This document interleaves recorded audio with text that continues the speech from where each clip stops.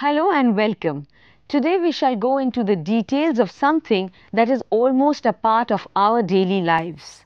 We are talking about newspapers that land at our houses every morning and brings us news from all parts of the world. The types of newspapers, contents and characteristics is the topic of today's program. But before we start, let me introduce you to today's subject expert. Our subject expert is Shikha Gandhi and I am Amrita Ghosh Kumar. At the completion of today's program, you will be able to understand the history of newspapers and be aware of the different types of newspapers and their characteristics. First, let us understand what a newspaper is.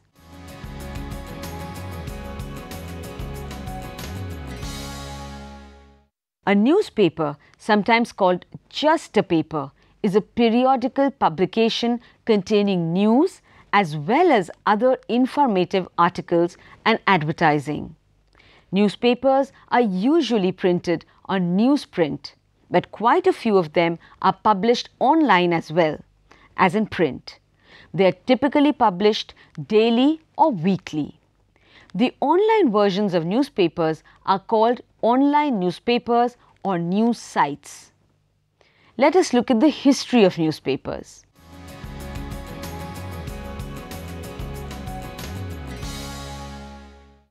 Newspapers come in different styles, shapes and types, but they share a common history. An understanding of the origins and the historical background of the newspaper industry will help you appreciate their role in the modern society better. The history of newspapers starts with the invention of the Gutenberg press in Germany by Johannes Gutenberg in 1440. The printing press changed the way news and information was developed and passed on for generations to come. The first printed forerunners of the newspaper appeared in Germany in the late 1400s in the form of news pamphlets or broadsides, often highly sensationalized in content. Some of the most famous of these reports, the atrocities against Germans in Transylvania perpetrated by a sadistic count named Vlad Tepes Dracul, who became the Count Dracula of later folklore. You may call this the first pop press story, and it had a great impact on the rest of the world.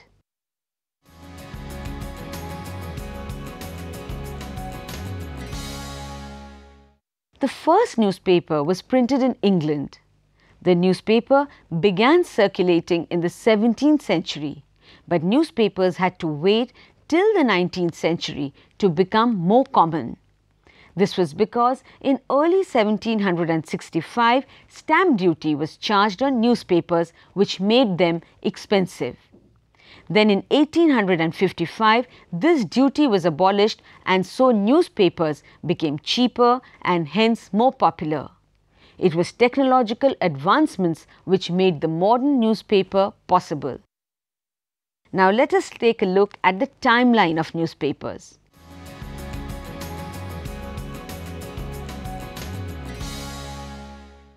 1556, first monthly newspaper Notizie Schriften published in Venice. 1605, first printed newspaper published weekly in Antwerp called Relation. 1631, the first French newspaper published, the Gazette. 1645, Postdoc Inrik Tidningar is published in Sweden and is still being published today, making it the world's oldest newspaper. 1690, the first newspaper is published in America, Public Occurrences.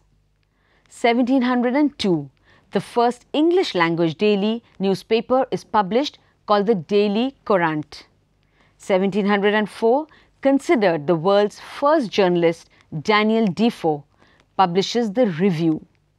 1830, number of newspapers published in the US is 715.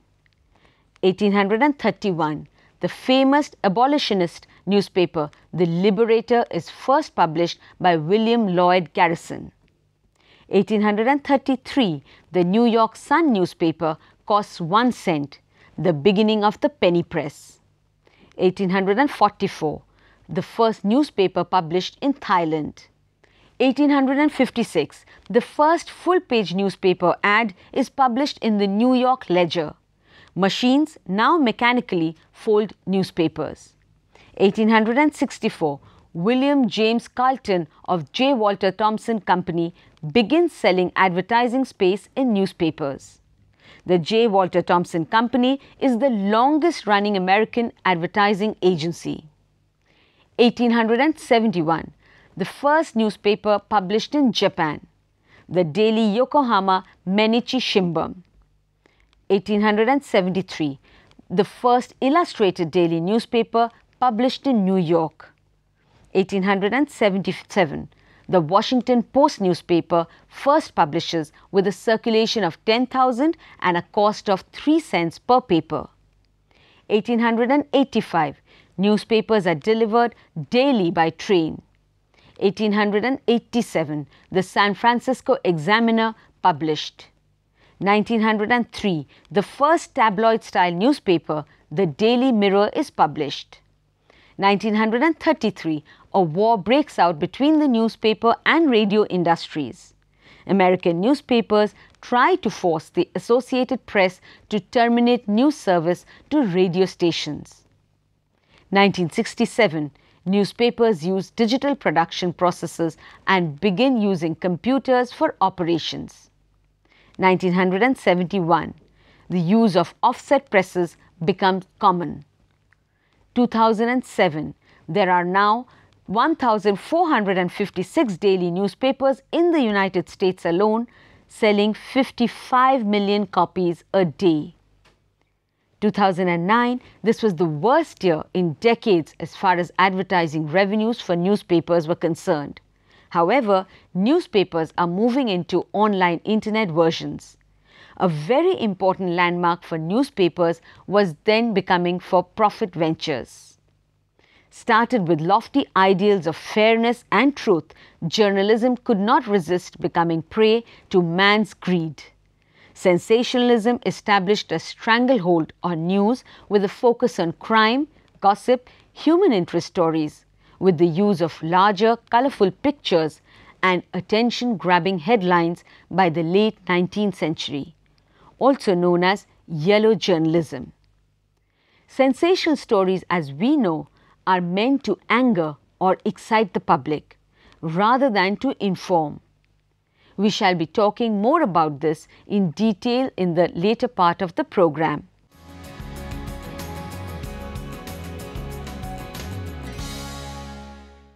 In 1766, a British editor, William Bowles, offered the first ever paper to his fellow countrymen in Calcutta and helped establish a printing press. Bowles was against the East India Company government. So after 2 years of establishing his press, he was sent back to England by the company. James Hickey published the Bengal Gazette, a 4-page newspaper. Hickey too was against the company government and published internal news of the employees of the company.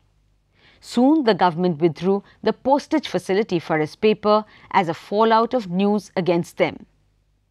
He still managed to circulate his paper by appointing 20 men to deliver it. Once he published news against the chief missionary of the main church, Jan Zakaria. Zakaria complained to the government for that fake news and filed a defamation petition against Hickey. Hickey was fined ₹500 and sentenced to 4 months imprisonment, resulting in the death of the paper. In November 1781, India Gazette was also introduced. It was pro-government and against Hickey. Newspapers of that time were in English, and the news only related to British activity in India. British, the local population, was not the target, but the company feared that these Indian papers could get to England and may defame the company in England. The vernacular press had a big role to play in India's fight for freedom. The Indian language press pioneers were the Sirampur missionaries with Samachar Darpan and Raja Ram Mohan Roy with his Persian newspaper Miratul Akbar. The Bombay Samachar, a Gujarati newspaper, appeared in 1822, almost a decade before daily vernacular papers like the Mumbai Vartaman, Jan-e-Jamshed and the Bombay Darpan began publication. The year of the mutiny was important as it was in this year that the British clamped down censorship on the press. During the next 2 decades, the Times of India, the Pioneer, and the Madras Mail and the Amrit Bazar Patrika came into existence, all except the last edited by Englishmen and serving the interests of English educated readers. The Amrit Bazar Patrika and Kesari, started by Lokmanya Tilak, gained a reputation for opposing government attempts to suppress nationalist aspirations and fire the flame of rebellion against the British rule. Now there are numerous newspapers in India. In mid-2007, there were 62,483 newspapers registered with the registrars of newspapers in India or the RNI. The Indian newspaper industry was estimated to be worth Rs 96 billion in 2006. In 2006, the government opened up the news media business to foreign investment and up to 26% of foreign paid-up equity was allowed in news. Henceforth, few international publishers have made huge investments in the Indian news media. The unprecedented growth of the print and electronic news media in our country has given rise to new patterns of media ownership and to unexpected changes in the news values and news formats. We shall be talking in detail about how these affect the content of mainstream newspapers later in the program. But now let's move to another area where newspapers show a lot of diversity, that is in their types, characteristics and the kind of content that they carry.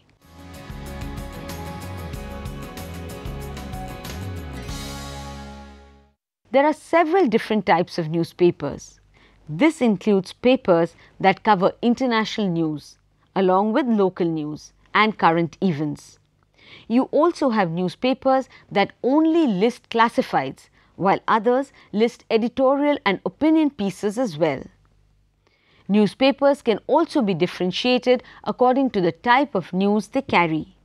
For example, there are the national newspapers, which contain national and international news but focus on news relating to a specific area of the country. Examples are the Times of India, the Hindu in the country and the Times in the UK.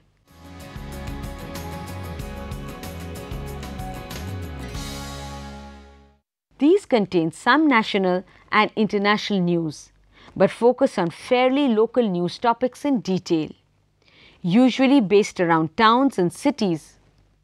Examples are Bristol Evening Post in the UK. There are a wide number of newspaper types and formats, but 3 in particular tend to be used above all other. These are broadsheet, Berliner and the tabloid. These types actually refer to particular print formats and are now firmly wedded or identified with a particular kind of content.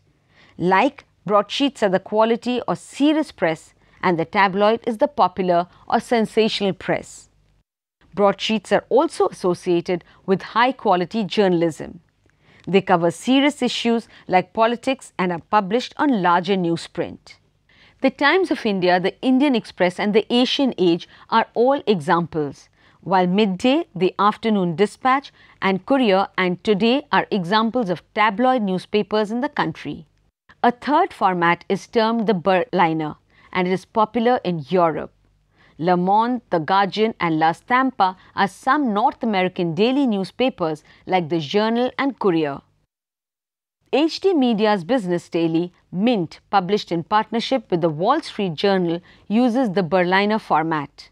The Berliner is a little narrower and shorter than a broadsheet and slightly taller and wider than a tabloid. Without any particular association with the quality of news reporting in the format, some broadsheet newspapers in the UK have looked to the Berliner format as a happy medium that allows for the portability of a tabloid format newspaper without the negative connotations about its content. A prominent example is the Guardian, which began printing in Berliner format in 2005 after competing broadsheet newspapers had switched to the tabloid or compact format.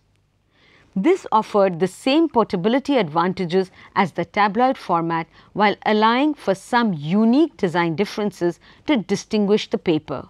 The tabloid format is the smallest newspaper format and also the one with the reputation for the worst journalism. Tabloid newspapers have very poor journalistic reputations all over the world. So much so that several broadsheet quality newspapers which have decided to take on a tabloid size have preferred to call their format compact in order to avoid the many negative connotations of tabloid newspapers. Now we shall talk in detail about the two prominent types of newspapers called the tabloid and broadsheet newspapers. Traditionally, newspapers have been split between tabloids and broadsheets. Broadsheets being the larger, more serious paper that you had to fold to read, and tabloids the smaller sized newspaper that dabbled in sensationalizing news and were almost borderline defamatory. The gap between tabloids and broadsheets is a wide one. They look different, they contain different news, they have a different style of writing, and they aim to attract different readers.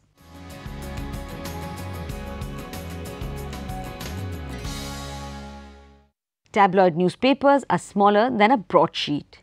They cover gossip or scandalous stories, popularly about public figures. Other topics covered in tabloids are usually related to crime and scandal. The idea here is to attract the readers through sensationalization and by printing a large number of colored pictures. If asked to summarize their prominent style features, we would say that tabloids are the popular press. Their advertising is based at the lower socio-economic groups. They favor bold layouts, which means color on the masthead, very bold typeface, easy to read, and large, colorful and dramatic pictures.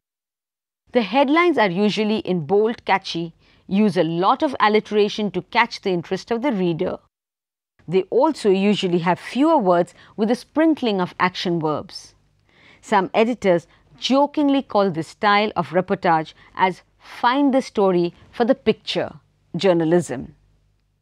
Size is the main difference that one notices. A tabloid is usually much smaller, about 11 inch into 17 inch, and a broadsheet about 11.75 inch and 21.5 inch. Other differences are the language is informal and colloquial, shorter articles, more pictures, less in-depth reportage, puns and jokes in headlines, more focus on human interest stories, celebrity gossip and sleaze. Focus on gimmicks like free coupons, etc. to attract readers. Tabloid journalism is frequently termed yellow journalism, primarily because of its tendency to sensationalize and trivialize events, issues and people. Now let us look at the origin of yellow journalism.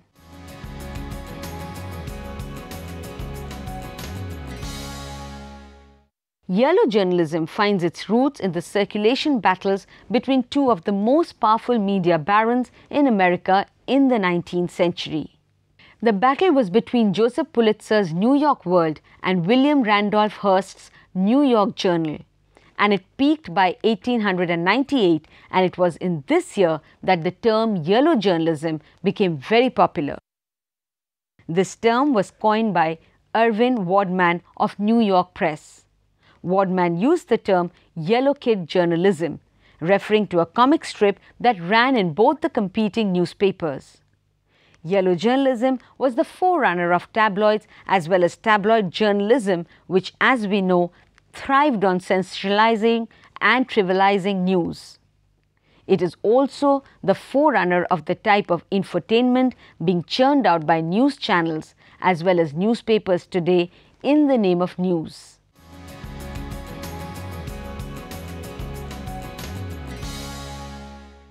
The tabloid newspapers contain celebrity gossip and news that is juicy and exciting to read, especially by a middle-class readership. Tabloids are usually glossier with a lot more color and pictures. They also tend to focus more on less serious news like fashion, entertainment, gossip and adultery, sexual escapades of the rich and famous and those in power. Tabloids also favor an easy-to-read language and style, and they generally are also an easy read, keeping in mind their target readers, and prefer entertaining stories in favor of more serious reportage done, for example, in The Hindu, a broadsheet.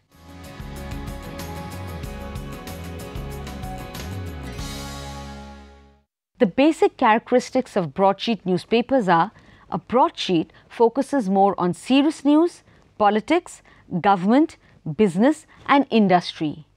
Broadsheets are the quality and serious press. Not only are they different from tabloids in look, but in character too. Let's take a detailed look at these differences. Indeed, there are 5 prominent differences between the two related to size, content and its coverage, length of articles and depth, writing styles, headlines, pictures. Broadsheets are papers with large pages.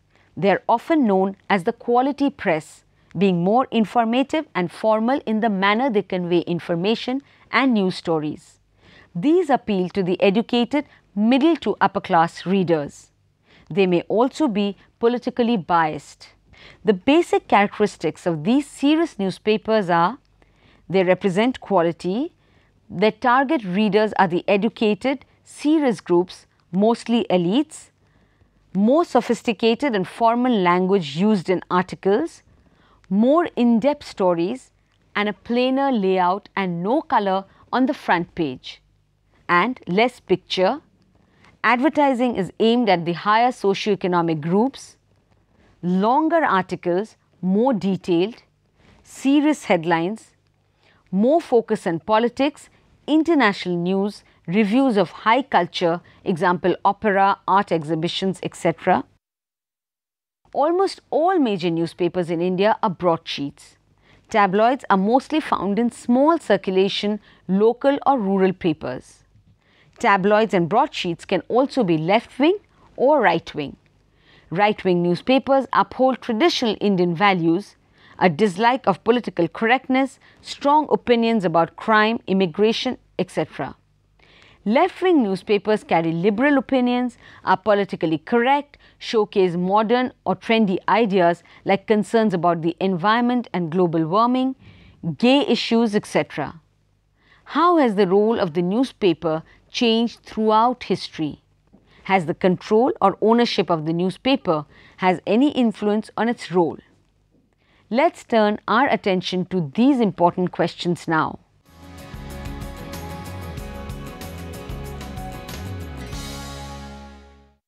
In the late 19th and first half of the 20th century, the main newspapers were owned by several press barons.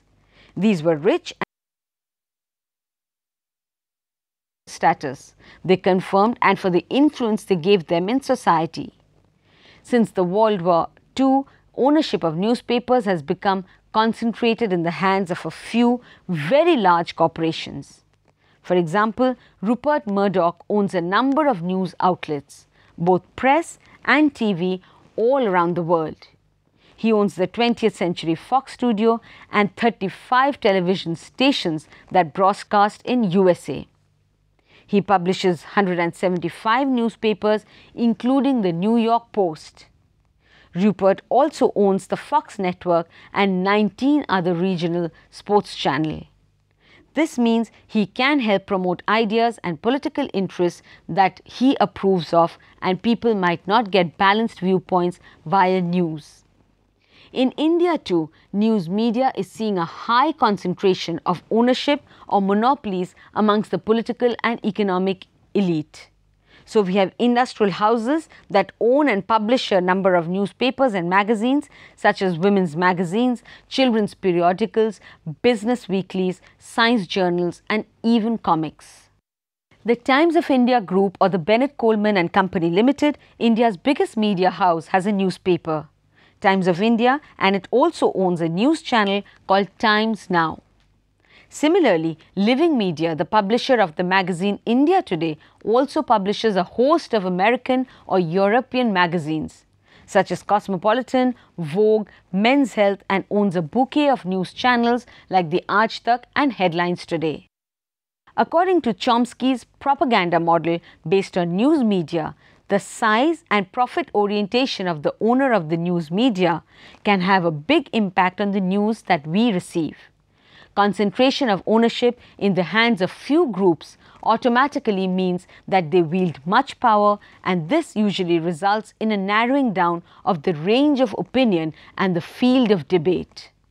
This range is further narrowed when cross-media ownership becomes the norm, like when a newspaper publisher also owns a TV network or radio channel. Now let us study the future of newspapers.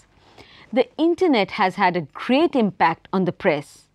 Globally, people are buying fewer newspapers because they can access news online.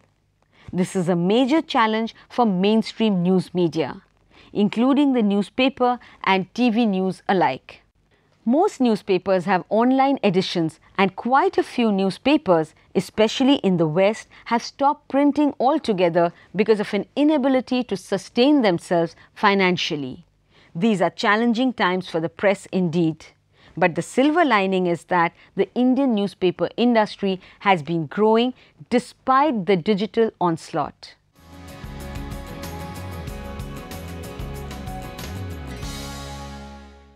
In today's program, we have attained a basic understanding of the following: history of newspapers, the different types of newspapers and their main characteristics. So keep reading always. See you soon. Goodbye.